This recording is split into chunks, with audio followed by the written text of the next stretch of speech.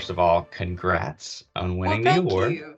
Thank I you. think it is well We deserved. got a lot going on, but I think it's all headed in the right direction for our Great. Yeah, customers and associates and the industry, hopefully. So, yeah, thank you for sure. recognizing that. We truly appreciate it. Absolutely. Absolutely. And I think it's well deserved. And I kind of just wanted to tease that out a little bit today, but I'll start here, Robyn. Arvest is dedicated to a customer first tech transformation. So what does that look like? Well, it looks like a lot of things, but I'll say, first of all, it really is all about looking toward our future. And where do we want to be in not just the next 5 or 10 years, but the next 100 years? And how do you keep up with the pace of technology, right? And so it's really critical. But as you chase technology, you have to understand customer pain points and what are they dealing with, and how do we solve those pain points with better solutions through our technology. We also are looking for methods that are part of our overall strategy of, I know you've heard this where many institutions are getting off of those on-premises solutions and they're moving more to the cloud. Well, that's nice, but it has to be part of your strategy, right? What were you trying to accomplish in that?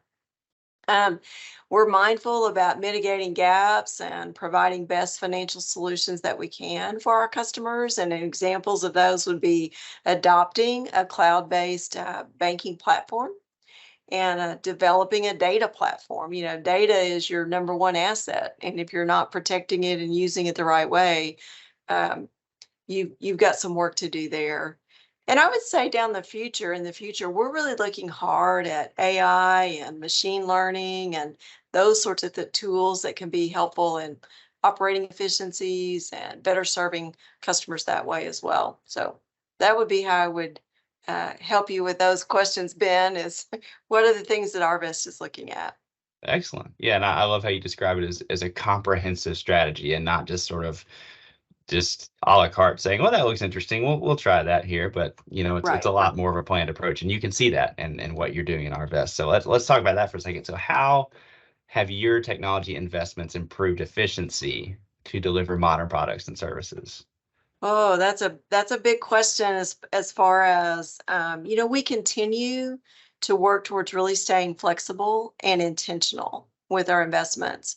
Um, like I said a minute ago, we're not blindly chasing technology for technology's sake, and we're looking at solutions that are really the best business objectives. So, in October of 2022, this is a great example of some things that we are doing. We launched a new operating process for our Arvest Equipment Finance arm of the business that we do. And, that business itself is a $1 trillion industry out there. So, what can we do that really simplifies the process, makes it faster? And we used Thought Machine, which is our new platform we're using to move away from on-prem to do some things. And so that's one example of how we have really sped up the process. But it also allows us to scale on not just locally, but nationally. How can we be engaged with our vendors who we serve the equipment finance needs, those sorts of things. So that's just one example of some efficiencies that we've gained by looking at that different platform. Excellent. Yeah, I appreciate that. And I know that this is the kind of stuff you could talk about for hours. So I appreciate you just giving a few examples here. But Sure. um, I love how the desire there is to continue to make something better, to not just say, "Hey, what works? So let's Right. just not touch it." But hey, we can always improve. So let's improve. Let's look forward to scale and how we can get better and better. Right. What are some traditional operational barriers that you've overcome and how? And if Oh, you want to just give wow. me one, that's fine. But you take that in whatever direction you like. So I think, when I look at transformation, about 70% of transformation fails because we have lack of engagement, or we have insufficient investment in that new tool, or we've missed our objective, right? So that's where transformation can fail. And we've got to make sure that everyone knows the goal, what their role is in making it successful, and then really measuring along the way, have we achieved what we're doing with transformation? And so when you look at our traditional operational efficiencies or inefficiencies, as you want to look at those things, we've got to measure the new stuff against what we were doing to see if we're really achieving those goals of becoming more efficient. And I'll just share a tool that we're using through our organizational change management group called ADCAR. And ADCAR is a change management tool we use. ADCAR stands for awareness. Are we aware of what we're doing? And have we socialized that enough so that everybody can see and understand what's coming? Is there desire? Are we creating a desire from leadership on down to make the change? Do we have knowledge to know what we need to be doing? Or do we have the ability to do it? And then the last one would be, can we reinforce what we're trying to accomplish? So that goes back to the efficiencies you're asking about and measuring against various, what have we been doing and what are we gaining? I'll go back to the equipment finance as an example.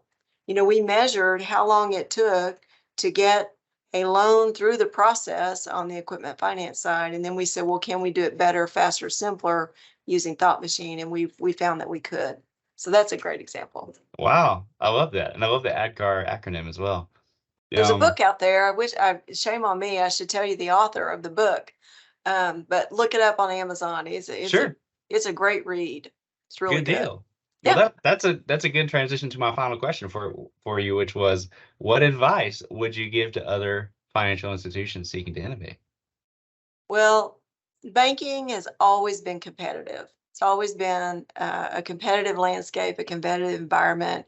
There are rapid developments in technology that are really you.